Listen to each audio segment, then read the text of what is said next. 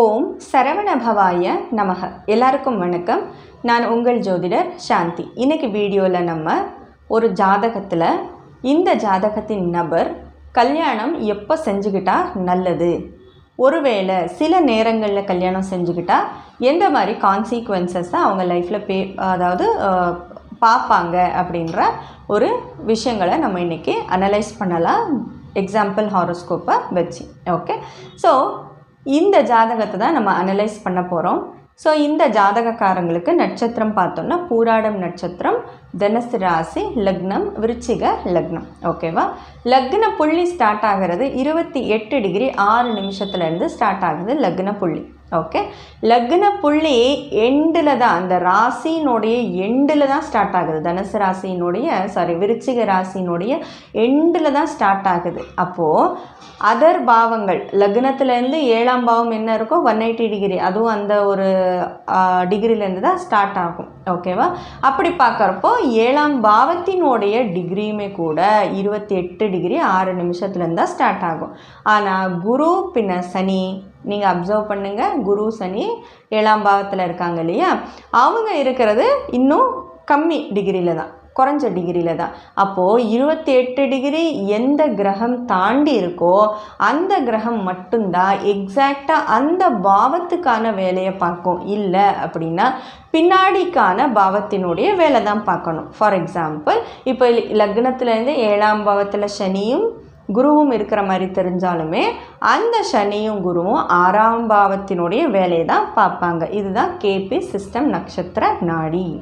ஓகேவா, ஸோ இப்போது இவங்களுக்கு ப்ரெசண்ட்டாக என்ன தசை நடந்துகிட்ருக்கு அப்படின்றத பார்ப்போம். சந்திரனினுடைய தசை நடந்துகிட்ருக்கு. இந்த சந்திரனினுடைய தசை 2032 வரைக்கும் இருக்கும், ஆகஸ்ட் மாதம் வரைக்கும்.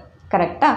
ஓகே, இப்போ ப்ரெசண்ட்டாக எந்த புக்தி நடந்துகிட்ருக்கு அப்படின்னு பார்த்தோம்னா ராகுவினுடைய புக்தி நடந்துகிட்ருக்கு. இந்த புக்தி ஜூலை 2025 வரைக்குமே கூட இருக்கும்.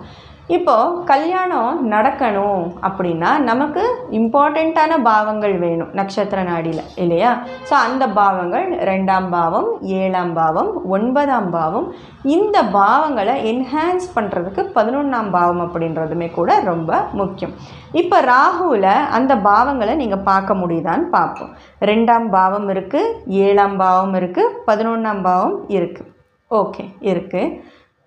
ஸோ கல்யாணத்துக்கு ஹெல்ப்பாக தான் இருக்குது அப்படின்ற ஒரு விஷயம். அதாவது ஸ்டார்டிங் லெவலில், என்ட்ரி லெவலில் கல்யாணத்துக்கு புக்தி ஹெல்ப்ஃபுல்லாக இருக்குது அப்படின்ட்டு அர்த்தம்.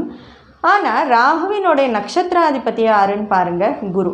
குரு இருக்கிற பொசிஷன் பாருங்கள், லக்னத்துலேருந்து 6ஆம் பாவம் அப்படின்ட்டு நம்ம பேசியிருக்கோம் இல்லையா.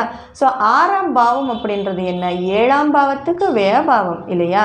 ஸோ அலையன்ஸ் வந்தாலுமே கூட இங்கே இன்ட்ரெஸ்ட் அப்படின்றது குறைஞ்சி போய் அந்த ஒரு ப்ரொஃபைலை செலக்ட் பண்ணாமல் விட்டுற ஒரு கண்டிஷனை இந்த ராகுவினுடைய புக்தியில் நம்ம ஸ்ட்ராங்காக பார்க்க முடியுது.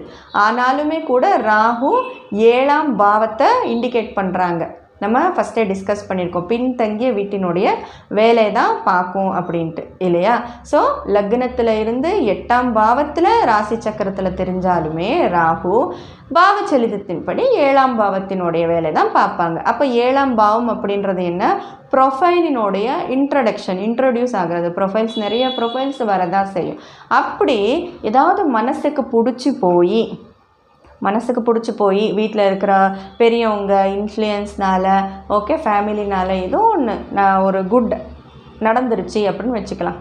ஓகே, நடந்துச்சுன்னா முன்னாடி வர புக்தி என்ன பண்ணும் அப்படின்றத நம்ம கவனிக்க வேண்டியது ரொம்ப அவசியம். கல்யாணம் அப்படின்ற ஒரு விஷயம் வர்றப்போ அப்போது முன்னாடி வர புக்தியை பாருங்கள், குருவினுடைய புக்தி. குரு லக்னத்துலேருந்து 6ஆம் பாவத்தில் இருக்காங்க பாவச்சலிதத்தின்படி. அதே போல் உபநட்சத்திராதிபதி சனி அவங்களுமே கூட லக்னத்துலேருந்து 6ஆம் பாவத்தில் இருக்காங்க.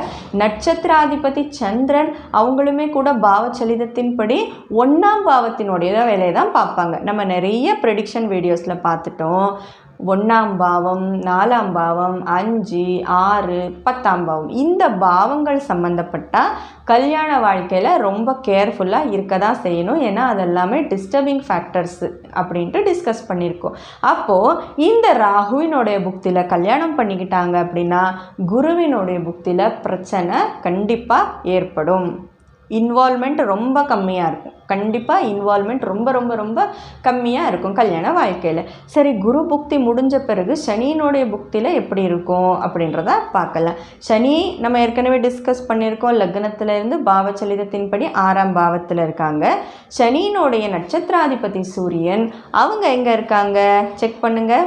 லக்னத்தில் இருந்து 11ஆம் பாவத்தில் ராசி சக்கரத்தில் இருக்கும்படி தெரிஞ்சாலுமே கூட பாவச்சலிதத்தின்படி 10ஆம் பாவத்தினுடைய வேலை தான் பார்ப்பாங்க. ஏன்னா லக்ன புள்ளி ஸ்டார்ட் ஆகிறது எண்டிங் ஆஃப் த அந்த ஒரு ராசியில் இல்லையா. அப்போது சூரியன் 10ஆம் பாவத்தினுடைய வேலை தான் பார்ப்பாங்க. நம்ம டிஸ்கஸ் பண்ணியிருக்கோமா, 1, 4, 5, 6, 10ஆம் பாவம் வந்து டிஸ்டர்பிங் ஃபேக்டர் கல்யாண வாழ்க்கைக்கு. அப்போ 10ஆம் பாவம் என்ன பண்ணும், டிஸ்டர்பன்ஸ் பண்ண தான் செய்யும்.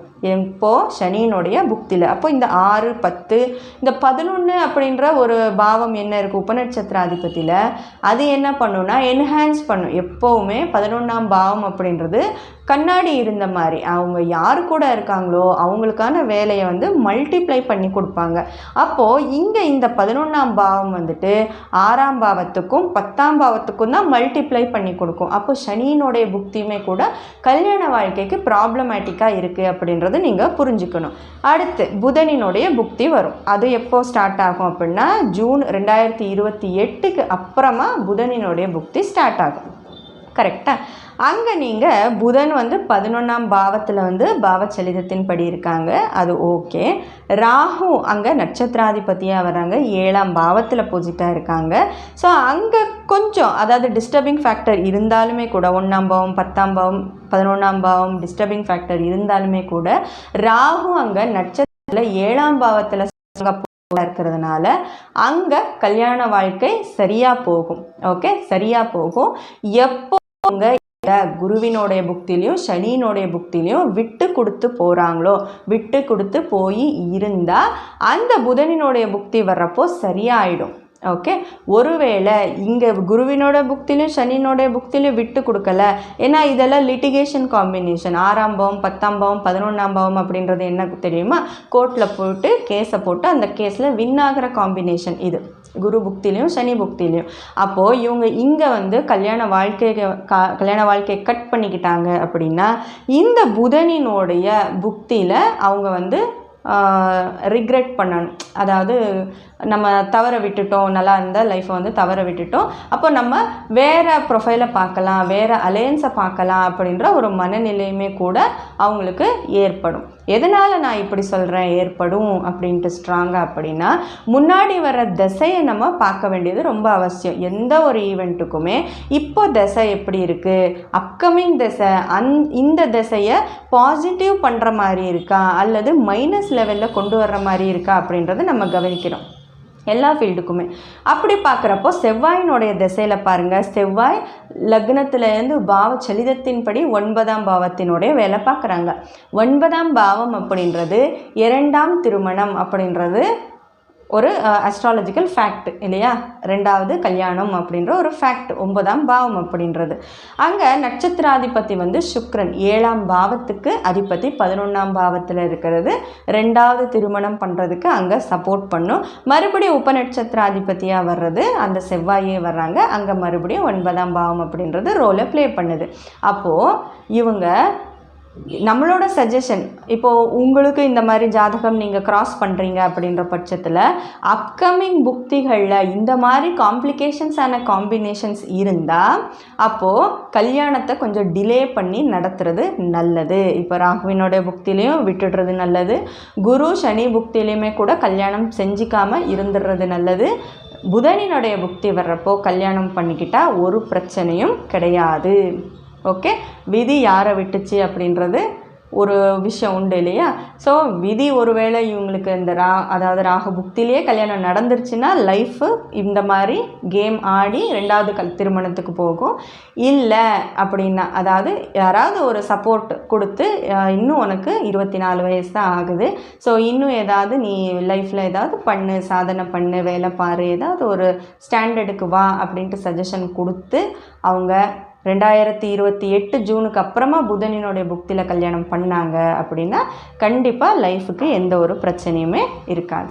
ஓகே, இந்த மாதிரி தான் கல்யாணம் எப்போ பண்ணிக்கிட்டால் நல்லது அப்படின்றத நம்ம அனலைஸ் பண்ணணும் கேபி சிஸ்டம் நட்சத்திர நாடியில்.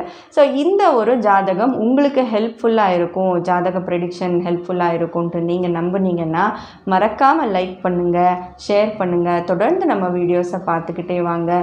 இன்றைக்கி உங்களிடமிருந்து விடை பெறுவது சாந்தி. நன்றி.